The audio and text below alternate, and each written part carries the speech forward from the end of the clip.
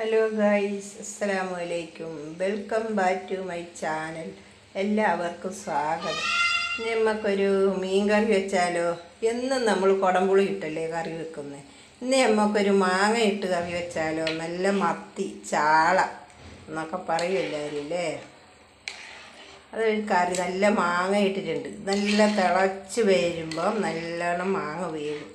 അത് കഴിയുമ്പോൾ നമുക്കതിലേക്ക് ചാള വറുക്കില്ല. അതിൽ ഇഞ്ചി നല്ലോണം ചേർക്കണം. ഇഞ്ചിയാണ് മീൻ പ്രധാനം. കരിയാപ്പല, പിന്നെ ബാക്കി സാധനങ്ങളൊക്കെ മുളകും, മല്ലിപ്പൊടി, ഉലുവായും കടുകും ഒക്കെ ഇടണം. നല്ല ടേസ്റ്റ് ആകുന്നേരം ഈ മാങ്ങ ഇട്ടൊരു മത്തിക്കറി വെച്ചാലോന്ന്. അതിൻ്റെ കൂടെ നമുക്ക് നല്ല മത്തി പൊരിക്കാനും വെച്ചിട്ടുണ്ട്. ചെറിയ അയലച്ചാമ്പാനും ഉണ്ട് പൊരിക്കാൻ. മത്തി പൊരിക്കാനും വെച്ചിട്ടുണ്ട്.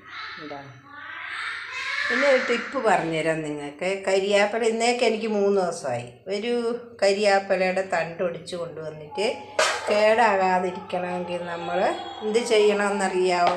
കുറച്ച് വെള്ളം ഇങ്ങനെ എടുക്കുക. അതിലേക്ക് ഈ തണ്ട് സഹിതം കുത്തി വെക്കുക. എന്നിട്ട് അടുപ്പിൻ്റെ അടുത്ത് കൊണ്ടുവെക്കുക. 3 ദിവസം വരെ നമുക്ക് നല്ല അടിപൊളിയായിട്ട് പച്ച ഇലയായിട്ട് തന്നെ ഊരി എടുക്കാൻ പറ്റും. അടിപൊളി കരിയാപ്പിലയാണ്. ഇന്നലെ മിനിങ്ങാന്ന് പറിച്ച കരിയാപ്പിലയാണ്. ഇന്നേക്കൊന്നും ആയില്ല. ഇന്നും കറിയിലെടുത്തിട്ട് നാളെ വൈകുന്നേരം ആകുമ്പോൾ ഇനി ആദ്യം പറിച്ച് കൊണ്ടുവെക്കും. ഇതാണെന്നൊരു ടിപ്പ്. എല്ലാവരും ഇങ്ങനെ ഒന്ന് ട്രൈ ചെയ്ത് നോക്കണേ.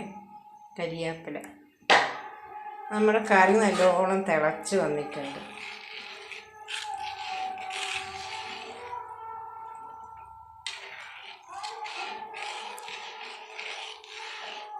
ബാങ്ക് കൊടുക്കുന്നുണ്ട്, സ്കരിക്കാൻ പോകും. ഉപ്പ് നോക്കുക. നല്ല ടേസ്റ്റാണ്. മാങ്ങ ഇട്ടിട്ട് മത്തി കറി. കുറേ ദിവസമായി മാങ്ങ ഇട്ട് കറി വെക്കണമെന്ന് വിചാരിച്ച്.